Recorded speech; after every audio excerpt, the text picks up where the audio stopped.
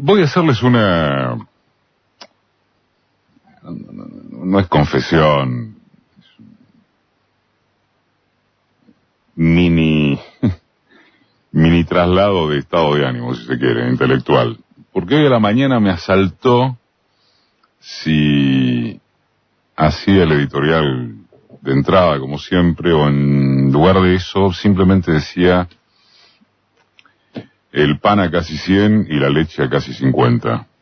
Y el staff y chau. Porque es tan contundente que esa figura, entre otras, pero esa, ¿no? El pan y la leche, que me agarró eso de imaginar que bastaba, por lo menos para arrancar con esa cita. Y después dije, no, fui más conservador, digamos. De ser por la priorización noticiosa de los medios oficiales, se podría decir con total tranquilidad que el país ya ingresó a un escenario surrealista. Y pese a que el comprensible impulso natural es responder a insulto puro, cuanto más enormes sean mentiras, manipulaciones, más debe contestarse con lo elocuente de las obviedades numéricas.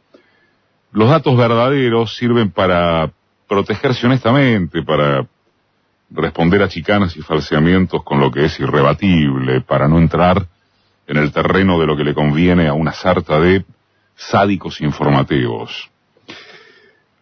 Me parece que hay un aspecto de la contienda comunicacional redesatada, sobre todo esta semana, desde el oficialismo, a cuya contestación no sé si todavía tiene sentido tratar de encontrarle la vuelta. Por ejemplo, una cosa es rebatir las barbaridades, las asquerosidades que se dijeron sobre el chico de 13 años asesinado en el Chaco, a quien el coro de esos felones llegó a responsabilizar por su destino, en el episodio ahí frente al supermercado. Una cosa. Y otra es ingresar al juego de una Patricia Bullrich cuando afirma que todo es parte de la preparación de guerrillas motorizada por el kirchnerismo. Lo primero, uno cree que está bien porque es y será inaguantable culpabilizar con una orientación política indisimulable y sin siquiera una prueba de nada, a un pibe sumido en los márgenes más despreciables de la injusticia social. ¿Por qué no se hacen los guapos con los terroristas del mercado financiero amparados oficialmente? Lo segundo, lo de entrar en el juego de una Bullrich, es un riesgo dialéctico. No una locura, pero es un riesgo dialéctico porque además de altamente improbable, resulta peligroso seguirle la corriente a los respingos fachos. Es justamente lo esperado por los comunicadores de la alianza gobernante, es decir, licuar a través de la generalización de absurdos lo que no pueden, o no podrían, veámoslo más adelante, tripular mediante las tretas sobre el sufrimiento cotidiano de las mayorías. Con los cuadernos casi derruidos por ahora, como engañapichanga superior, o en todo caso, con un alcance bastante más pequeño que el proyectado, la creación de los soldados subversivos de la yegua era y es el siguiente paso de manual. Y lo que uno dice es que meterse ahí constantemente o centralmente es peligroso. No está a la altura de lo que se necesita para parar de alguna forma seria esta devastación. Sirve para Bullrich, Carrió, sirve para jugar y chicanear en las redes, sobre todo, del mismo modo en que puede hacérselo con los extravíos místicos de la sacerdotisa nacional, los poemas budistas de funcionarios despedidos, la papa en la boca de Macri o la misericordia de Heidi, punto. Esa zona digital, en cambio, no solo la digital, entre otras tantas posibilidades que la exceden, sí es útil para que el ingenio profundo combata la ilógica del modelo en aquello que más le duele, porque exhibe descarnadamente a los victimarios. Por ejemplo, uno de los disparadores circulantes, alguno de ustedes lo habrá visto, muestra a un tipo preguntándose si entiende bien lo siguiente. A los exportadores que cobran en dólares les ponen un impuesto fijo en pesos, y a todos los que cobramos en pesos nos cobran tarifas en dólares. Hay que ir por ahí, diría Pedro Grullo. Argentina es el país que más depreció su moneda en el mundo durante 2018. En el mundo. Es una mega devaluación del 100,2%, seguida de lejos por Turquía con un porcentual de 73,9%. Significa en dólares una reducción de alrededor del 50% en el salario mínimo, lo cual solo un lelo puede interpretar como consecuencia no deseada del plan de devastación macrista. Y es un galardón universal doble, como también señala el último informe del Observatorio de Políticas Públicas de la Universidad Nacional de Avellaneda.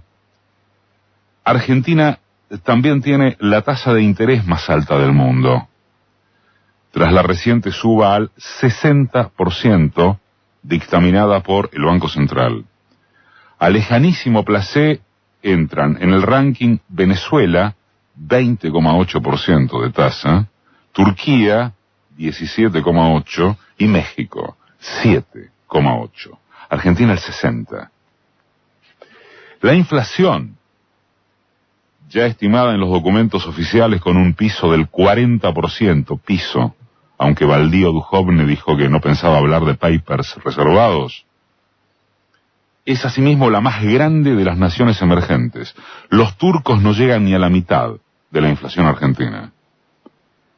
Y Sudáfrica y Brasil, que son los que siguen, tienen niveles de un dígito.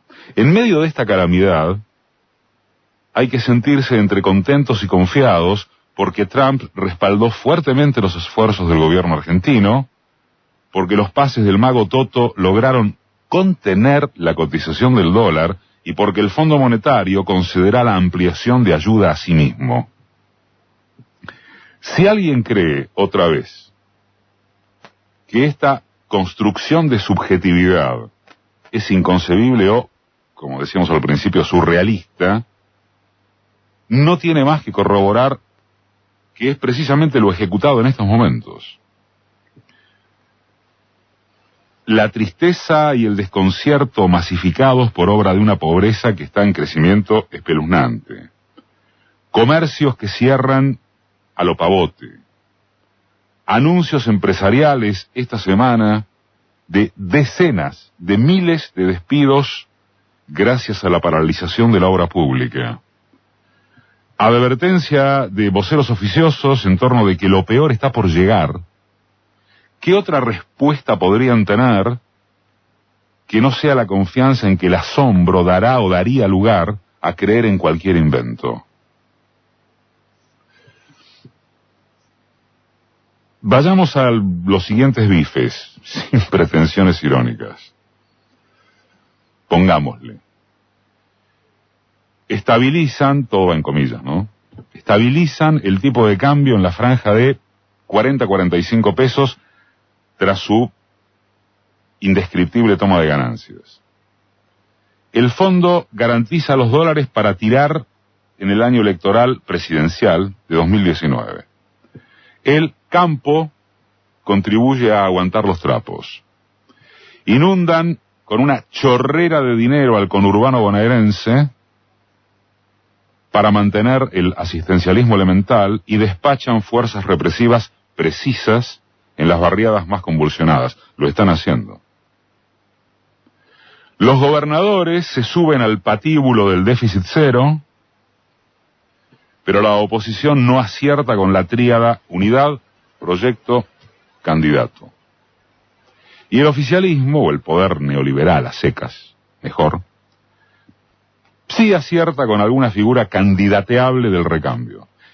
Y la clase media, siempre genéricamente expresada, no hay una clase media, se aguanta ser el pato de la boda porque no encuentra escapatoria y porque cualquier opción sería preferible al retorno populista.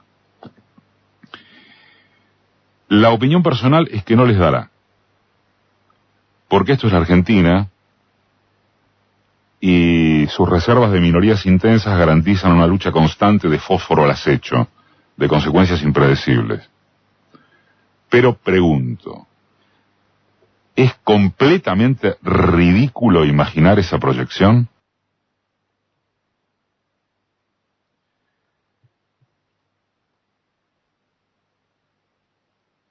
La situación incendiaria de 2001-2002, es cierto que visto ahora en retrospectiva, tenía una fuga claramente PJ que desembocó en la anomalía kirchnerista.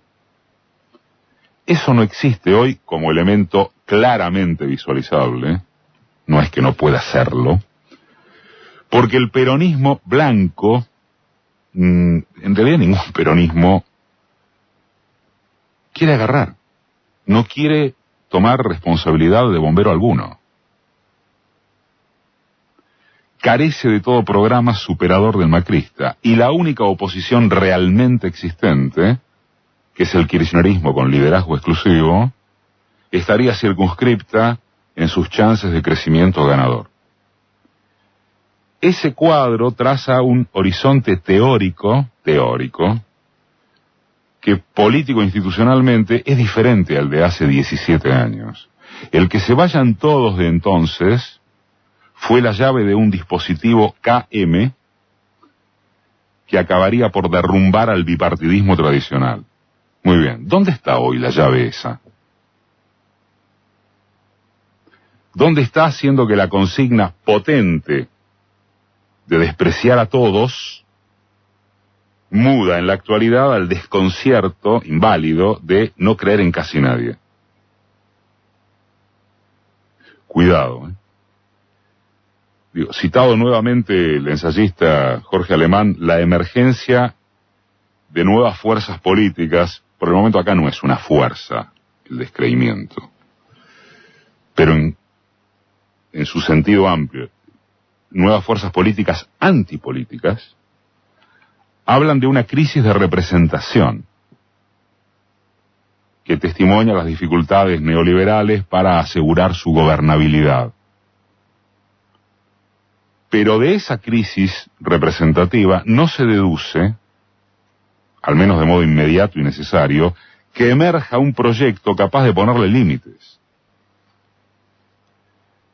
Esto es, el poder neoliberal no solo no está en crisis, sino que aprovecha las crisis para su permanente reproducción. Entonces, la política se vuelve un espectáculo de la impotencia. De vuelta. Cuidado.